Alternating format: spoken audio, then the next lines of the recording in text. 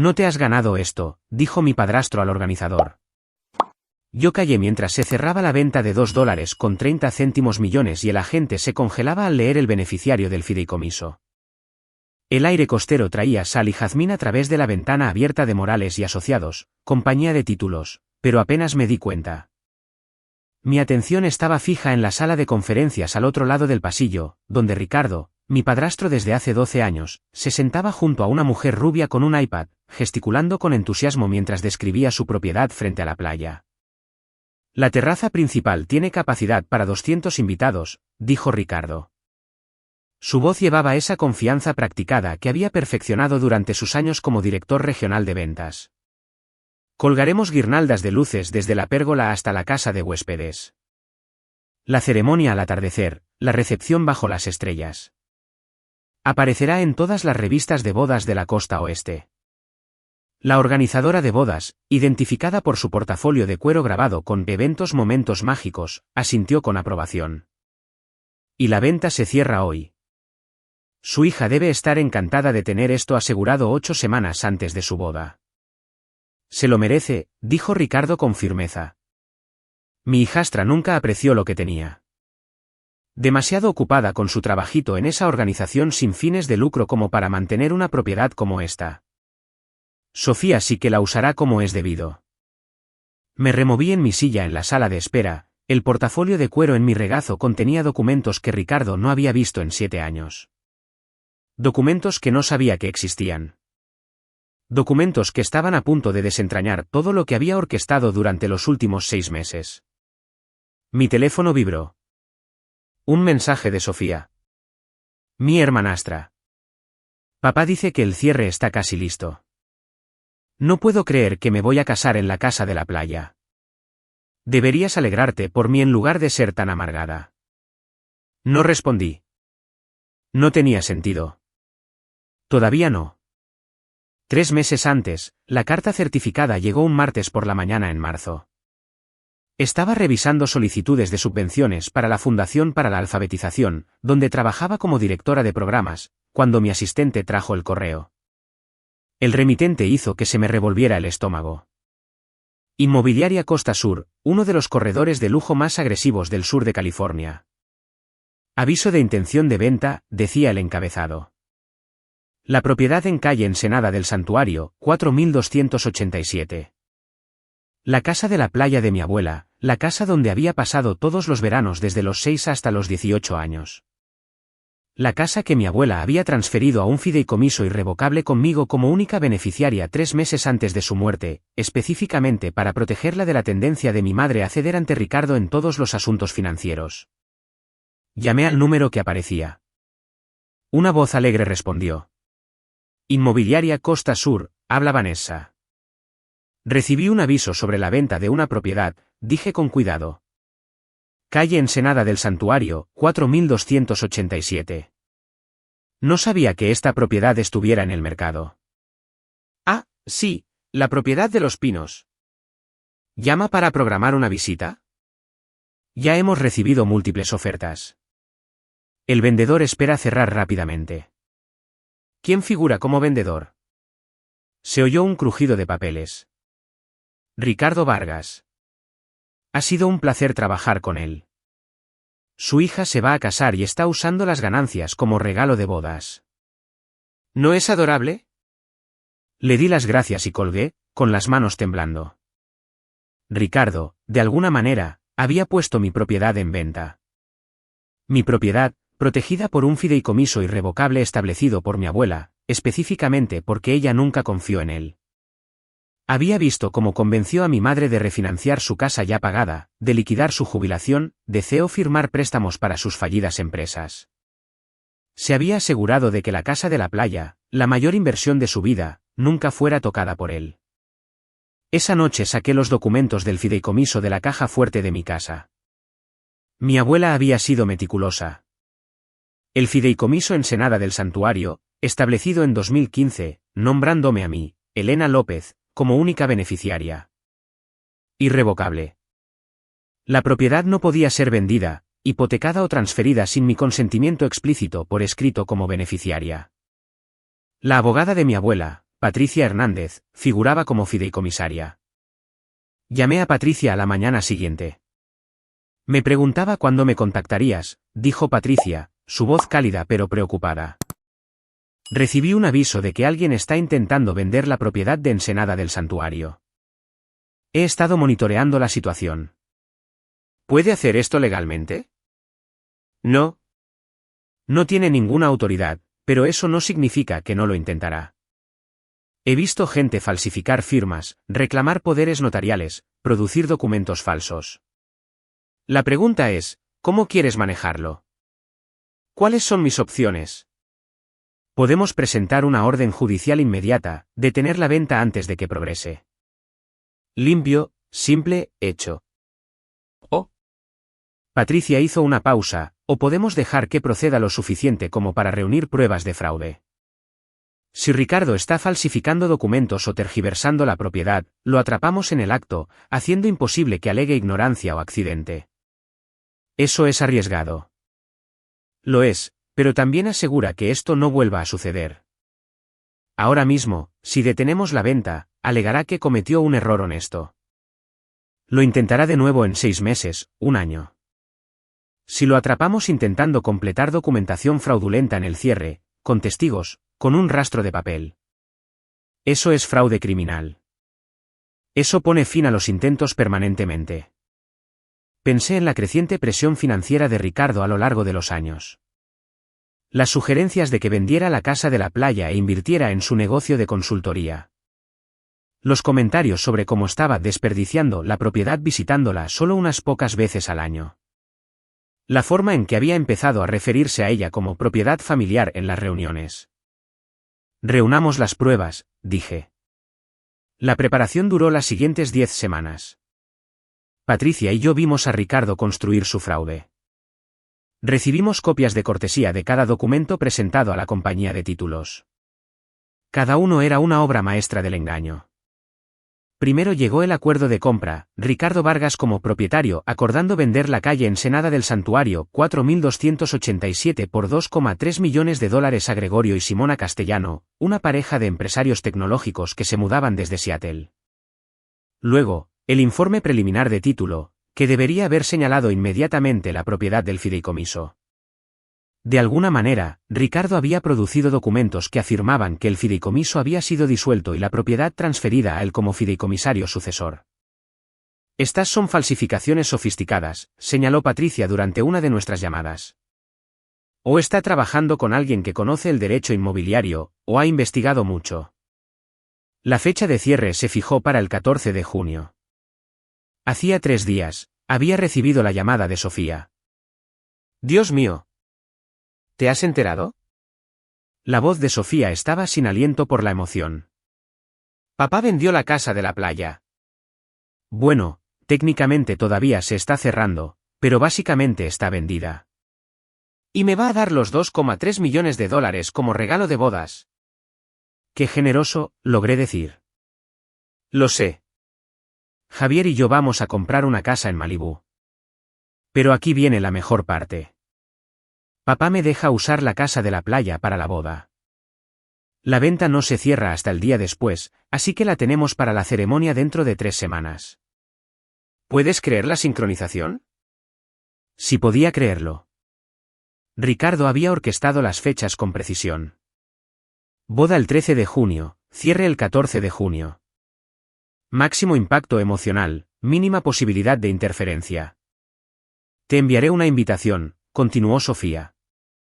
Sé que las cosas han estado raras entre nosotras, pero deberías venir. Es en la casa de la playa. Bueno, supongo que ya no es tuya, pero ya me entiendes. Será precioso. La invitación llegó 2 días después. Cartulina color crema, relieve dorado, una ilustración en acuarela de la terraza de la casa al atardecer. El cierre.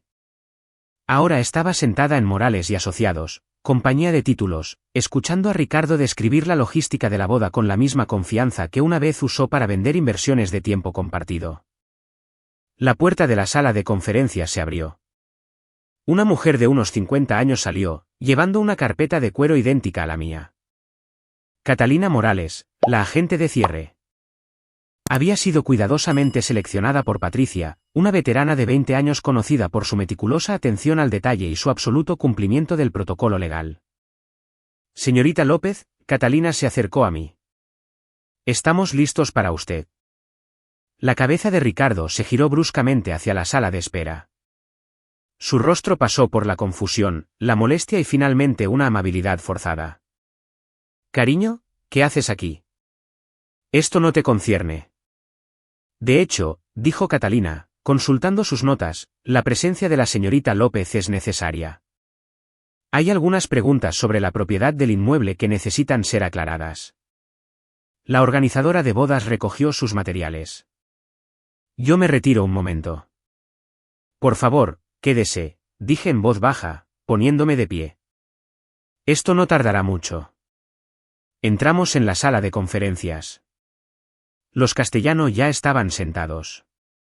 Gregorio, de unos 40 y tantos con cabello canoso, y Simona, con un chaleco de marca sobre una blusa de diseñador.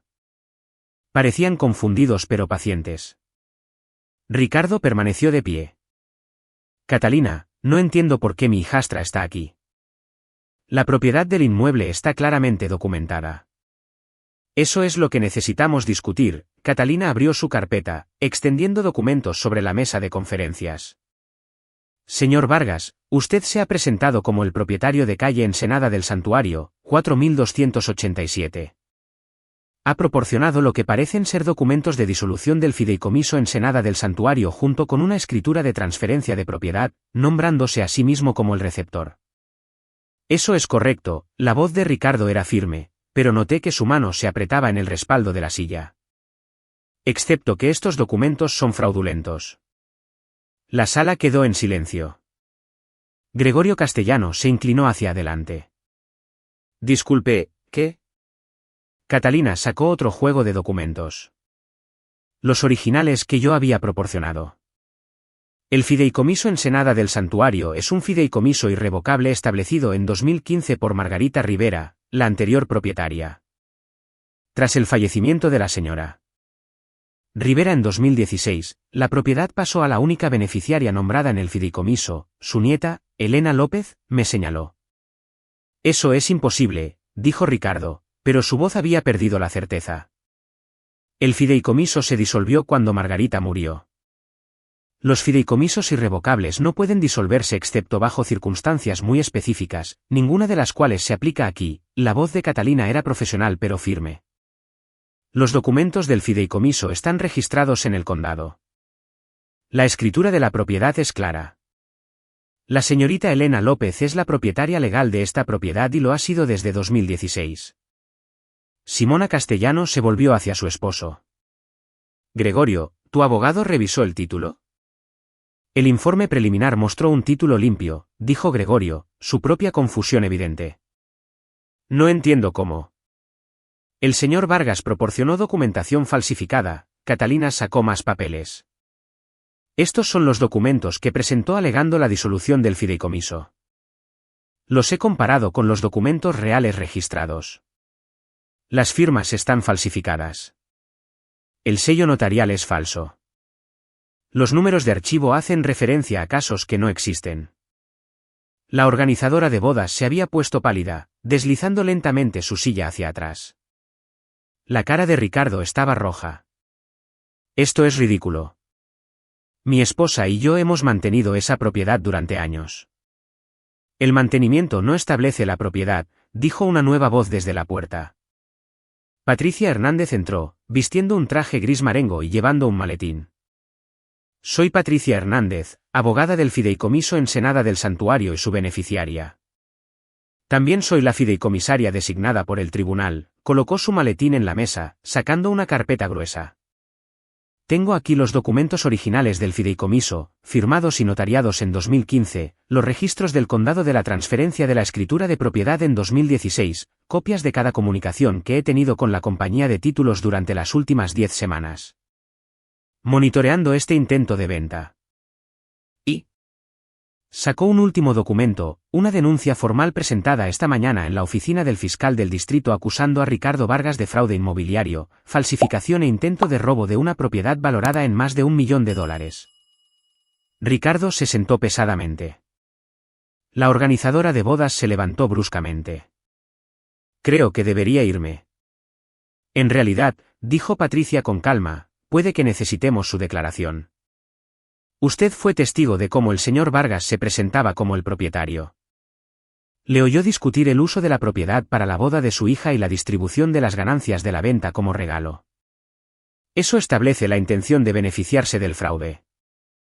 Sofía había estado tan concentrada en Ricardo que no había pensado en su implicación. Ella no lo sabía, dije en voz baja. Mi hermanastra no sabía nada del fraude. Patricia me miró, arqueando una ceja, pero asintió. Lo verificaremos, pero si está dispuesta a hacer esa declaración, podría evitar que sea acusada como cómplice. Gregorio Castellanos se levantó, extendiéndome la mano. Señorita López, le pido disculpas por cualquier papel que hayamos jugado en esto. Nuestro abogado tendrá noticias nuestras sobre el fallo en la búsqueda de títulos. Si alguna vez decide vender la propiedad, por favor, contáctenos directamente. Todavía estaríamos interesados al valor justo de mercado, añadió Simona. Tenemos amigos que se casan en agosto y están desesperados por un lugar en la playa. Si está dispuesta a alquilarlo, puedo darle su información. Podría ayudarla a recuperar algo de lo que este lío le ha costado. Se fueron, y Catalina les proporcionó copias de la documentación que respaldaría sus reclamaciones legales contra Ricardo por el tiempo y los gastos perdidos. Cuando se hubieron ido, solo quedábamos Ricardo, Patricia, Catalina, la organizadora de bodas y yo. Catalina clasificó metódicamente los documentos en 3 pilas. Señor Vargas, la ley me obliga a informar sobre intentos de fraude inmobiliario. Estos documentos serán enviados al fiscal del distrito, al Departamento de Bienes Raíces de California y al Colegio de Abogados del Estado, ya que usted se representó a sí mismo con una autoridad legal que no poseía. Quiero llamar a mi abogado, dijo Ricardo con voz ronca. Está en su derecho, asintió Patricia. Debo mencionar que el intento de robo de una propiedad de más de $1 millón es un delito grave en California, punible con hasta 3 años en una prisión estatal. Los cargos de falsificación son adicionales. Si es condenado por todos los cargos, se enfrenta a un tiempo de prisión significativo y un historial de delitos graves permanente. La organizadora de bodas finalmente encontró su voz. ¿Y la boda? Sofía tiene 200 invitados que llegan en 3 semanas. Miré a Ricardo, este hombre que había pasado 12 años menospreciando mi carrera, mis decisiones, mi herencia de una abuela a la que nunca respetó. Que me había llamado desagradecida cuando no quise vender la casa para financiar sus negocios. Que le dijo a mi madre que yo era egoísta por mantener una propiedad que apenas usaba en lugar de ayudar a la familia. Que acababa de intentar robarme $2,3 millones para comprar el amor de su hija con una casa en Malibú y una boda digna de una revista. La boda puede continuar, dije. Todos se giraron para mirarme. Bajo condiciones específicas, continué. Ricardo hace una confesión completa por escrito del intento de fraude. Firma documentación reconociendo mi propiedad exclusiva del inmueble. Acepta pagar todos los honorarios legales, los míos, los de Patricia y los de los Castellano. Y le cuenta públicamente a Sofía la verdad sobre lo que intentó hacer. ¿Y a cambio? Preguntó Patricia, su expresión cuidadosamente neutral. Consideraré no presentar cargos criminales. Permitiré que Sofía use la casa de la playa para su boda a la tarifa de alquiler estándar de $15,000, que me pagará directamente a mí. Y Ricardo nunca más me contactará sobre la propiedad. ¿Nunca? La mandíbula de Ricardo se tensó. ¿Le cobras a tu propia hermana? ¿Hermanastra?, corregí. Y sí, porque este es mi negocio, mi activo, mi herencia de alguien que me amó lo suficiente como para protegerla de exactamente esta situación. Sofía obtiene una tarifa de alquiler de mercado, como cualquier otra persona. Tiene suerte de que se lo ofrezca después de lo que has hecho. La organizadora de bodas tecleaba rápidamente en su iPad. La tarifa de alquiler es en realidad bastante razonable para una propiedad frente a la playa de ese tamaño. Si Sofía está de acuerdo, puedo procesar el contrato hoy. Patricia sacó su portátil. Redactaré una confesión y un reconocimiento ahora. Señor Vargas, firmará en presencia de testigos y lo haremos notarizar antes de que abandone esta oficina. Ricardo nos miró a cada uno, quizás buscando simpatía.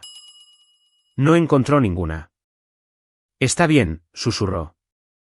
2 horas después, la confesión estaba firmada, atestiguada por Catalina y la organizadora de bodas, y notariada por un notario de Morales y Asociados. Patricia había sido exhaustiva. Ricardo había reconocido haber falsificado documentos de disolución del fideicomiso, creado escrituras de transferencia de propiedad falsas, mentido a agentes inmobiliarios y compañías de títulos, e intentado vender una propiedad que no le pertenecía. Había aceptado pagar $47.000 en honorarios y gastos legales combinados. Había firmado documentación reconociendo mi propiedad exclusiva y su total falta de autoridad sobre el inmueble. La organizadora de bodas se había ido con un contrato de alquiler firmado, el número de la tarjeta de crédito de Sofía y la promesa de que no interferiría en los preparativos de la boda siempre que se respetara la propiedad. Ahora solo Patricia y yo quedábamos en la sala de conferencias. Fuiste más blanda con él de lo que esperaba, dijo Patricia, guardando sus cosas en el maletín. ¿Lo fui? Miré los documentos esparcidos sobre la mesa. Tiene una confesión de un delito grave por escrito. La vas a presentar al fiscal de todos modos, ¿verdad? El fiscal tomará la decisión final sobre el enjuiciamiento. Pero sí, esta confesión hace imposible cualquier intento futuro de fraude o manipulación financiera. Quedará registrado. Si intenta algo con los activos de tu madre, tenemos un patrón de comportamiento establecido. Eso es lo que pensaba, recogí mis propios papeles. Y obtengo $15.000 por el alquiler de la boda, lo que cubre los honorarios legales que te deberé. Patricia sonrió. Inteligente. Tu abuela estaría orgullosa. ¿Sofía me odiará? Probablemente por un tiempo. Pero le ofreciste el lugar de la boda cuando podrías haber cancelado todo por despecho. Eso es más generosidad de la que la mayoría de la gente mostraría. Patricia se detuvo en la puerta. ¿Qué vas a hacer con la propiedad a largo plazo? Pensé en los Castellano, en la referencia para la boda de agosto, en el flujo constante de solicitudes que había recibido a lo largo de los años de personas que querían alquilar la casa para eventos. Creo, dije lentamente, que voy a hablar con un abogado de negocios para convertirla en un lugar de eventos legítimo. Bodas, retiros corporativos, reuniones familiares. La abuela siempre dijo que era demasiado hermosa para estar vacía la mayor parte del año. Quizás es hora de compartirla, en mis términos. Con contratos adecuados y tarifas de alquiler. ¿Y Ricardo? Ricardo tiene que explicarle a Sofía por qué su regalo de $2,3 millones para una casa en Malibú se evaporó. ¿Por qué está pagando $15.000 para alquilar un lugar que su padre le prometió gratis? ¿Por qué todo lo que le dijo fue una mentira? Cogí mi bolso. Eso parece un castigo suficiente. La boda, 3 semanas después. Estaba de pie en la terraza trasera de la casa de la playa, viendo a Sofía casarse con Javier mientras el sol se ponía sobre el Pacífico. Las luces que Ricardo había descrito estaban colgadas exactamente como él las había imaginado, creando un dosel de luz cálida sobre 200 invitados. La ceremonia fue hermosa. La organizadora de bodas había hecho un trabajo excepcional. Sofía me había llamado 2 días después de la confrontación en la oficina. Había llorado, se había disculpado, había insistido en que no sabía nada del fraude. Le creí. Ricardo siempre había protegido a su hija de los detalles más sucios de sus planes. Todavía quiero casarme allí, había dicho finalmente, su voz apenas un susurro. Sé que ahora tengo que pagar, y sé por qué, y lo siento, pero es el lugar más hermoso que he visto en mi vida. Y he soñado con esto durante meses. Entonces hagámoslo realidad, le había dicho. Ahora, Sofía me miró a los ojos mientras ella y Javier caminaban de vuelta por el pasillo, recién casados. Sonrió, una sonrisa tímida, incierta, pero genuina. Le devolví la sonrisa.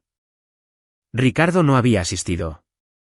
Mi madre sí, sentada en la última fila, cuidando de no hablarme. Había tomado su decisión, apoyando a su marido. A pesar de la confesión, a pesar de las pruebas. No esperaba menos. La organizadora de bodas se acercó mientras los invitados se dirigían a la zona de la recepción. Esta propiedad es increíble. Tengo 6 clientes que pagarían tarifas premium por un lugar como este. ¿Te interesan las referencias? Mucho, dije. Envíame su información. Cuando comenzó la recepción, me escabullí al antiguo estudio de mi abuela, una pequeña habitación con vistas al océano que había convertido en una oficina en casa durante mis visitas. Saqué los documentos del fideicomiso, leyendo la nota manuscrita de mi abuela grapada en la primera página. Elena, esta casa es tuya porque sé que la protegerás como yo te protegí a ti. No dejes que nadie te convenza de que no mereces lo que has ganado o heredado.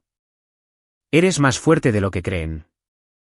Con amor siempre, abuela. Mi teléfono vibró.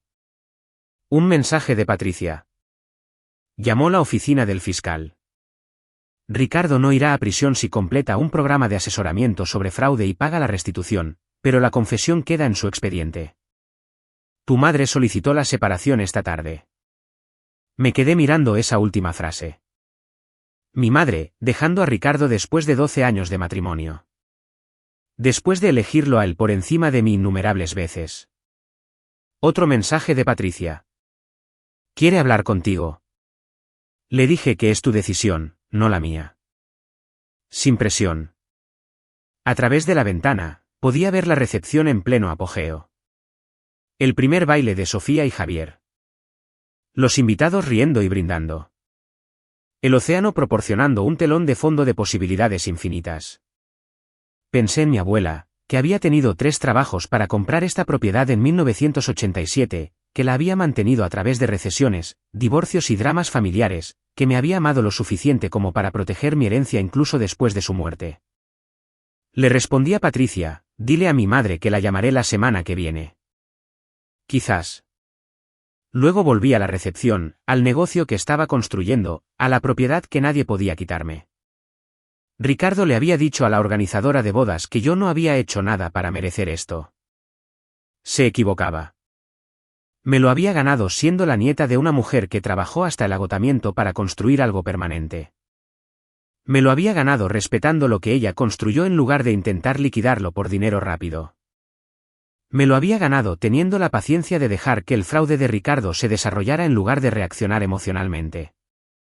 Me lo había ganado ofreciendo generosidad a Sofía cuando el despecho habría sido más fácil. Me lo había ganado por no ser en nada como Ricardo. Mientras veía la boda de Sofía desarrollarse en la casa que mi abuela construyó, sentí que algo se asentaba en mi pecho. No triunfo, exactamente. Ni siquiera satisfacción. Solo una certeza tranquila. Esto era mío. Siempre había sido mío. Y ninguna cantidad de fraude, manipulación o presión familiar cambiaría eso. La organizadora de bodas me encontró de nuevo una hora después.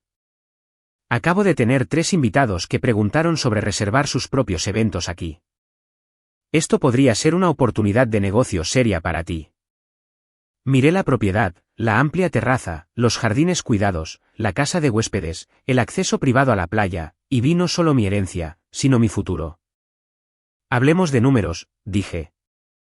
6 meses después, Eventos Ensenada del Santuario, SL estaba oficialmente licenciada y en funcionamiento. Había contratado a la organizadora de bodas como mi gerente de eventos. Habíamos albergado 12 bodas, 5 retiros corporativos y 3 reuniones familiares. Los ingresos del primer trimestre superaron los $200.000. La confesión de fraude de Ricardo permanecía en el archivo de la oficina del fiscal. Había completado el asesoramiento y pagado la restitución, pero el historial de delitos graves significaba que había perdido su puesto de director de ventas. Lo último que supe es que trabajaba en la gestión de una tienda minorista. Sofía y yo tomábamos café de vez en cuando, con cuidado, cortésmente, manteniendo los límites. Ninguna de las dos confiaba plenamente todavía. Javier había conseguido un ascenso. Habían comprado un modesto apartamento en Long Beach en lugar de Malibú. Mi madre y yo hablábamos una vez al mes. Se había mudado a un pequeño apartamento, había conseguido un trabajo como gerente de oficina, había empezado terapia. Se disculpaba a menudo. Yo aceptaba a veces. Patricia se había convertido en mi abogada y mi amiga. Me había ayudado a establecer el negocio correctamente, proteger mis activos, construir algo sostenible a partir del regalo de mi abuela. Y cada vez que me paraba en esa terraza viendo el sol ponerse sobre el Pacífico mientras otra persona celebraba su momento especial, pensaba en lo que Ricardo le había dicho a la organizadora de bodas: ella merece un lugar adecuado. No has hecho nada para merecer esto. Tenía razón en una cosa. Ella merecía un lugar adecuado. Todos lo merecían. Y yo me había ganado el derecho de ofrecérselo.